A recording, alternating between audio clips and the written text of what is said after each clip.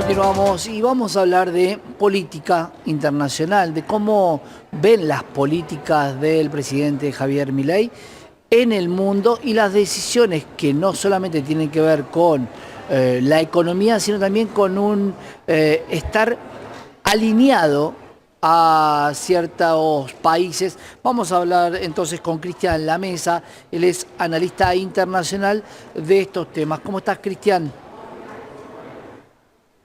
Hola, muy buenas tardes, encantado de estar con ustedes. Un placer. Bueno, a ver, vamos a tratar de entender cómo está a nivel internacional la Argentina, dividiendo diferentes sectores, porque una situación es la económica o la financiera y otra es la situación de alineamiento que tiene la Argentina con diferentes países del mundo. Contame cómo estás viendo vos esta situación. A ver, yo la situación la veo con mucha preocupación, te digo con toda sinceridad, Santiago. ¿Por qué? Porque Milei con sus políticas está, por decirlo de algún modo, rompiendo cosas que después va a ser muy difícil solucionar. Por ejemplo, el primer dislate fuerte del presidente Milei, a mi modo de ver, fue el rechazo al ingreso en los BRICS. Esto tiene Bueno, una gravedad muy particular. ¿Y por qué es que digo esto? Porque los países en su geopolítica deben tener políticas de Estado justamente.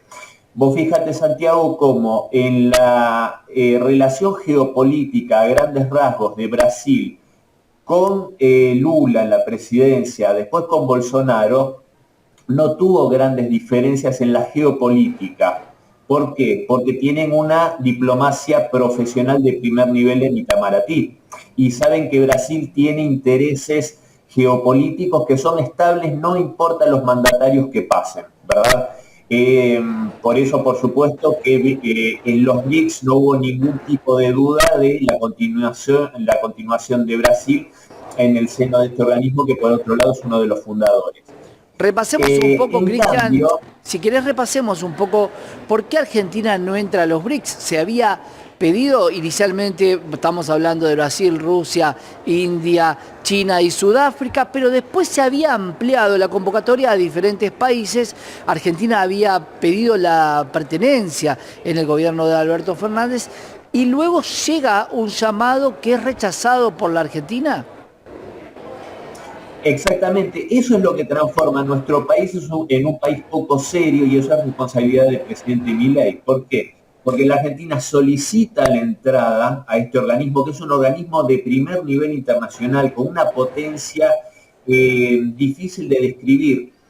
A ver, repasemos, como vos muy bien decías, cuáles son los fundadores de los BRICS, después de suma Sudáfrica, y en esta tanda se incorporaban 6 países, que uno de ellos es Arabia Saudita, Emiratos Árabes Unidos, Irán, Etiopía, Egipto. Muchos de ellos, como podemos darnos cuenta, son potencias energéticas, son países con un potencial económico impresionante. El sexto invitado era Argentina. Cuando yo te digo, Santiago, que hay una cola de más de 30 países pidiendo ingresar a los BRICS. El Claro. último, hace pocas horas, Petro de Colombia, pidiendo ser un miembro de pleno derecho. Los BRICS, dicho de paso, sin el ingreso de estos nuevos socios, ya había pasado en números de sus economías a el G7, que son teóricamente los países más industrializados de la Tierra. Entonces, que se muestre tan poca seriedad de pedirle que sea invitado el país a un organismo de estas características, te invitan con la especial participación de China y de Brasil en esta invitación, y de repente la Argentina dice, no, gracias, ahora ya no Claro. quiero. Déjame hacer una Esto es una cuestión observación para que vos sí, analices. De los 6 países que vos me dijiste, 2 países son los que concentran la mayor deuda del Fondo Monetario Internacional. ¿Es una casualidad, Cristian? perdóname, no te escuché demasiado bien. ¿Son los que tienen la mayor deuda del fondo? la mayor deuda con el Fondo Monetario Internacional, justamente están Egipto y la Argentina. ¿Es una casualidad? ¿Es un pedido de los Estados Unidos del no ingreso a los BRICS? Yo no tengo ninguna duda que, a ver, hay un elemento que es central, que es las reuniones que tiene Javier Milei cuando viaja a Estados Unidos como presidente electo. Ahí, aparte de reunirse con gente de la comunidad judía, dando este apoyo incondicional al Estado hebreo a través de los religiosos, tiene una reunión que pasó desapercibida, creo yo, y no se le dio la trascendencia que debería haber tenido, que es la reunión que tiene con Jacob Sullivan. Jacob Sullivan, como todos bien sabemos, es el principal asesor de seguridad nacional de la Casa Blanca, del gobierno de Biden.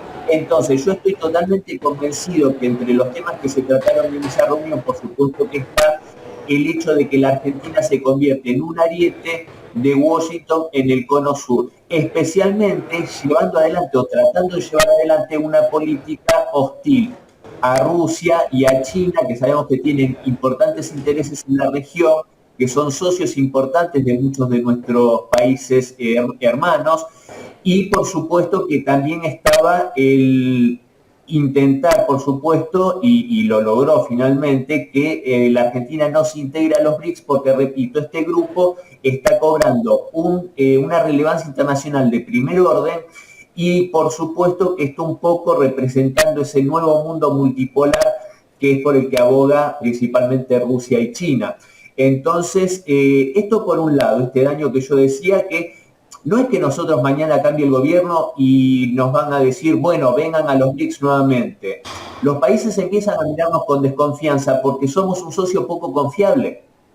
¿Se entiende esto? Entonces, claro, yo creo que ahí está el principal problema al que nos enfrenta Milei, enfrentándonos con Rusia, valga la redundancia, que es un país que hay que recordar que es un país amigo a lo largo de la historia, una historia de 140 años de relaciones diplomáticas, estuvo al lado nuestro en la pandemia, estuvo al lado nuestro en la guerra de Malvinas, en el reclamo por nuestras islas, estuvo al lado nuestro cuando se pierde el submarino Ara San Juan, y este señor Milei pretende involucrarnos en una situación bélica, la cual yo creo que no llega a entender la complejidad de la situación en Ucrania, con la OTAN haciendo una guerra contra Rusia, que esa es la verdadera situación.